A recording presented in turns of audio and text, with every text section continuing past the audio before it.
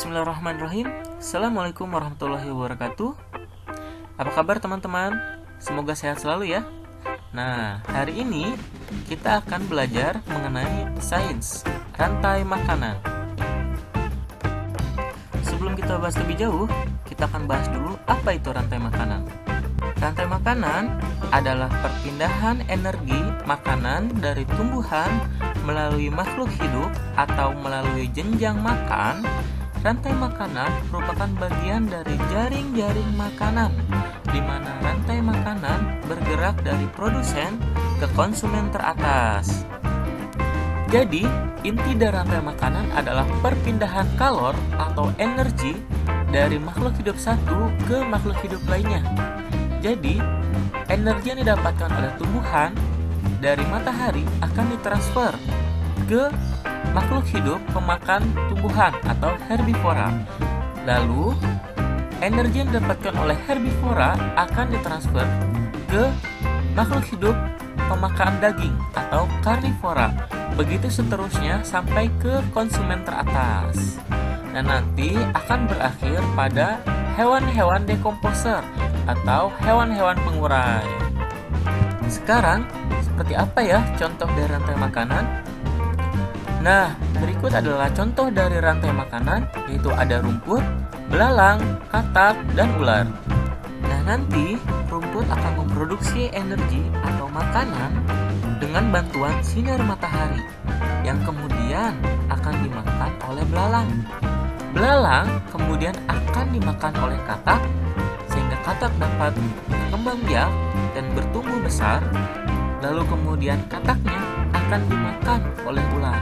Begitu seterusnya sampai kepada konsumen tingkat atas.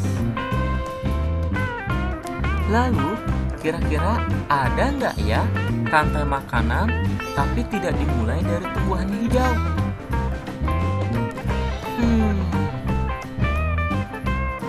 Tapi ternyata ada loh rantai makanan yang tidak melalui tumbuhan hijau.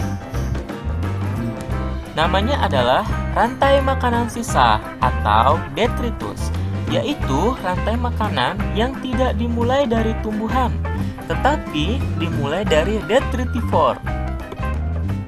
Contoh rantai makanannya seperti apa? Contohnya adalah sisa daun dan buah dimakan oleh cacing tanah sebagai hewan pengurai. Kemudian cacing tanah akan dimakan oleh ayam, dan ayam akan dimakan oleh manusia sebagai konsumen tingkat atas. Nah, jika digambarkan, kurang lebihnya akan seperti ini. Sisa-sisa makanan berupa daun dan buah-buahan akan dimakan dan diurai oleh cacing. Kemudian, cacing akan dimakan oleh ayam. Nantinya, ayam akan tumbuh besar dan bereproduksi sehingga dapat dikonsumsi oleh manusia, di mana manusia dalam hal ini berperan sebagai konsumen tingkat tinggi. Nah, berikut adalah contoh dari skema rantai makanan. Ini adalah contoh skema rantai makanan yang ada di sawah. Nah, ada juga skema rantai makanan yang lebih kompleks, di mana hewan-hewannya dan juga tumbuh-tumbuhannya itu masih beragam, masih banyak. Nah, biasanya ini menunjukkan bahwa ekosistem di wilayah tersebut masih bagus, karena semakin banyak jenis-jenis dari hewan dan tumbuhannya, maka akan semakin stabil ekosistem yang ada di daerah tersebut. Nah, ada juga piramida rantai makanan, yang mana yang menjadi produsen adalah tanaman hijau. Lalu, tanaman hijau akan dimakan oleh herbivora yang berperan sebagai konsumen tingkat 1, yang mana nanti herbivora tersebut akan dimakan oleh konsumen tingkat 2. Dan nantinya akan ada puncak piramida yang dihuni oleh konsumen tingkat 3.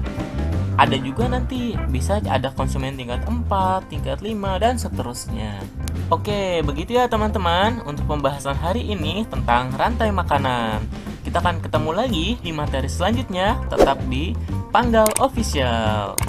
Jangan lupa like and subscribe ya. Wassalamualaikum warahmatullahi wabarakatuh.